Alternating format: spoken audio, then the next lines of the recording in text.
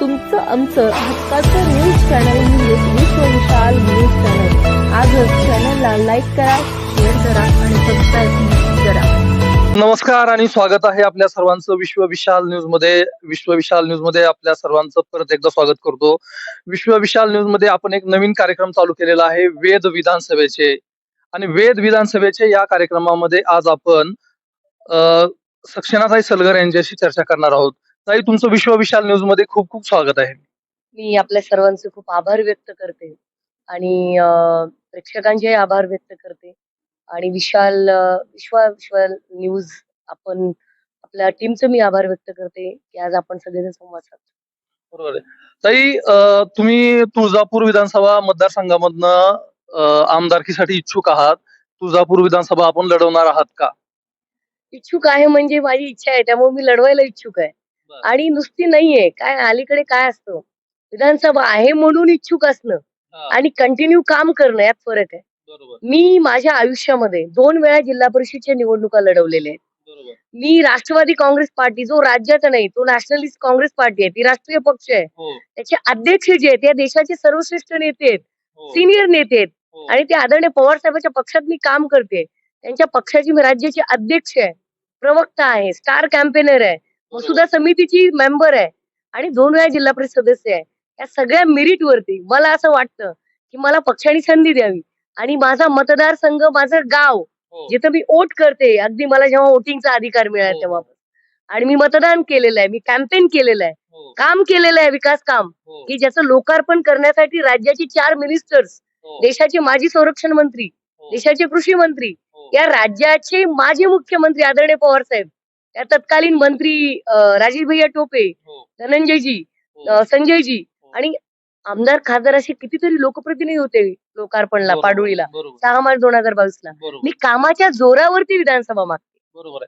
तुम्ही कामाच्या जोरावरती विधानसभेची उमेदवारी मागत आहात.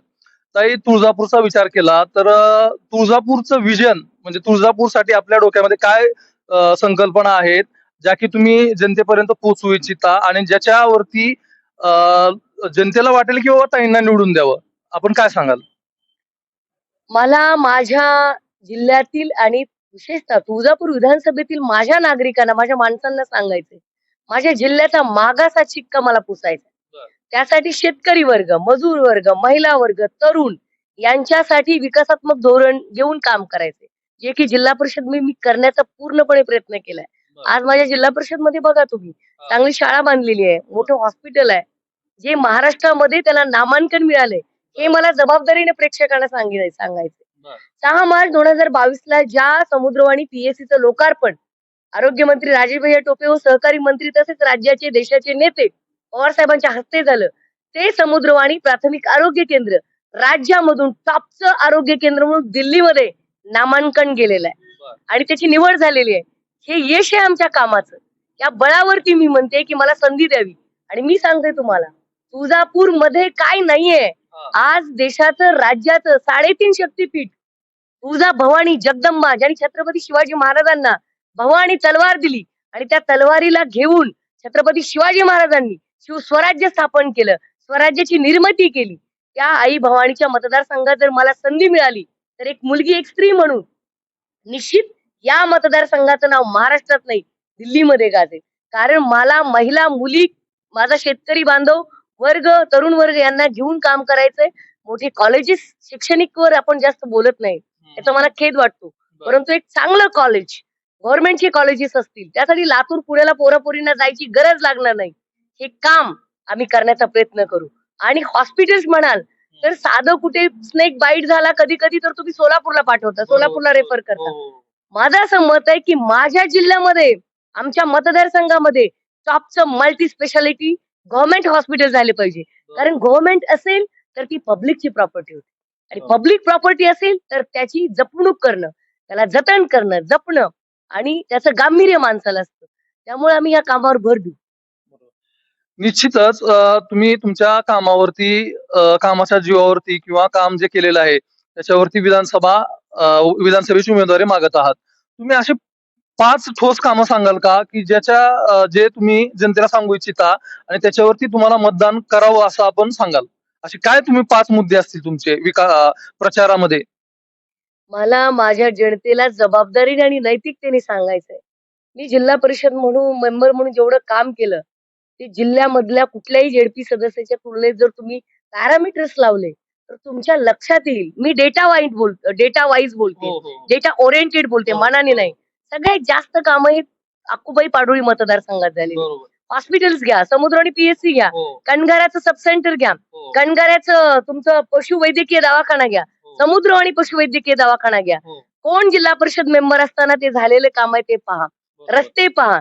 माझं अकुबाई तीर्थक्षेत्र जे आहे, जे क दर्जाचं आहे, सगळ्यात जास्त निधी आणून 5 वर्षापूर्वीचं अकुबाईचं मंदिर आणि आत्ताचं मंदिर याचं तुम्ही चेक करा. बरोबर. अण्णा महाराजांचं मंदिर बघा. अण्णा महाराजांच्या सभागृहाच्या मांडणी असेल किंवा तो जो तीर्थक्षेत्राचा रस्ता प्रदक्षिणा मार्ग असेल, हो, त्याचं काम बघा. तिथले रस्ते बघा, शेतरस्ते बघा. गुगीचं शाळा घ्या. हो. गुगीची शाळा 2015 मध्ये पावसाचं वारं वावदळ सुटलं आणि ती शाळाचे पत्रे उडून गेले. ती गोष्ट माझ्या मनाला लागली आणि मी जिल्हा परिषद मेंबर असताना ती शाळा बांधणारच हातसंग आणि हा मी प्रण केला होता. बरं. आज तुम्ही पाहत असाल तर 1.5-2 एकर मध्ये एक चांगली शाळा गुगीची आज स्थापन झालेली दिसेल.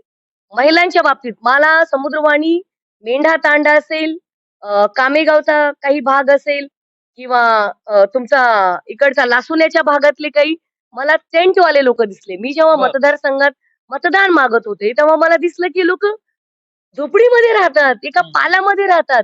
तिथेच कुत्रा आहे, तिथेच त्यांच्या तरुण पोरी आहेत, महिला आहेत, तिथेच स्वयंपाक चालू आहे. नाही, यांना घर दिलं पाहिजे. हा देश स्वतंत्र होऊन किती दिवस झाले? त्यांची दुरावस्था का? तर मी त्यांना सगळ्यांना घरकुल देण्याचं काम केलंय. ऑन रेकॉर्ड बोलतेय. जाऊन समुद्रवाणी, लासुना, घुगी, मेंढा, कामेगावचा काही भाग तुम्ही चेक करा.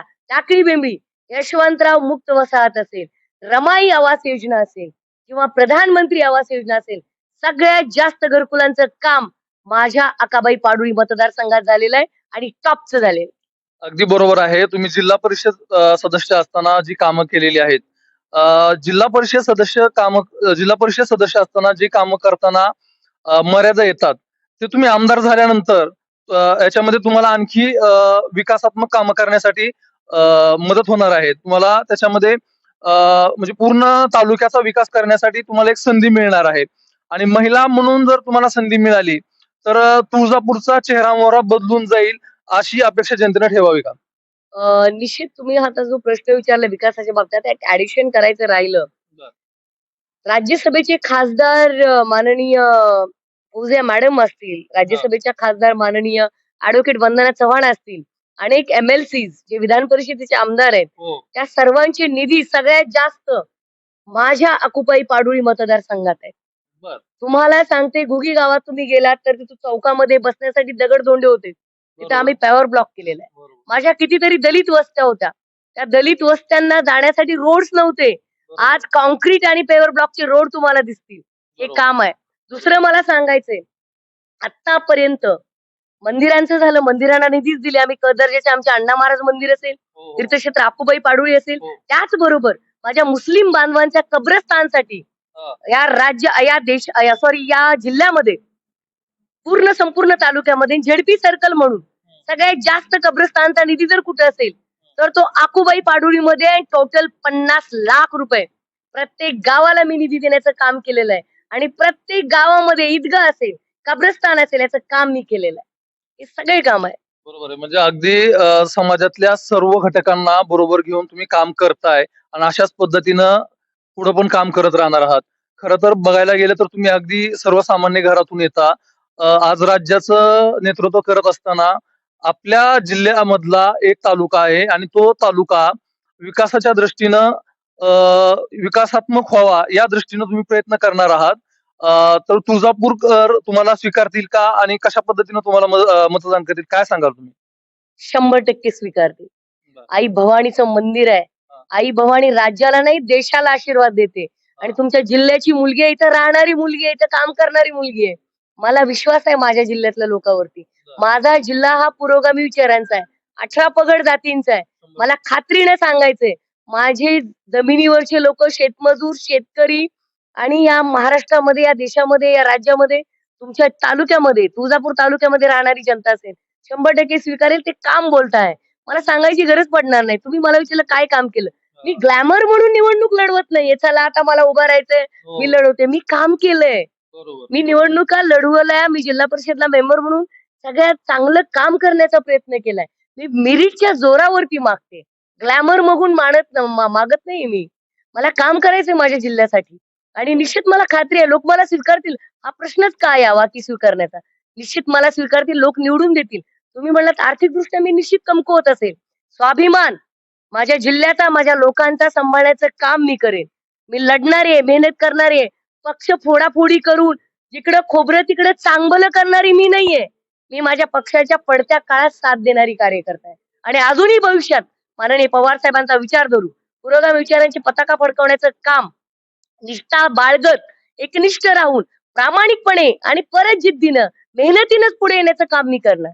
मला खात्री आहे तुळजापूर तालुका हा शेकापचा बालेकिल्ला होता. शेतकरी कामगार पक्ष काम करणाऱ्या लोकांना संधी दिलेली आहे. हा जिल्हाच काम करणाऱ्यांना संधी देतो. हा जिल्हा सर्वसामान्यांचा आहे.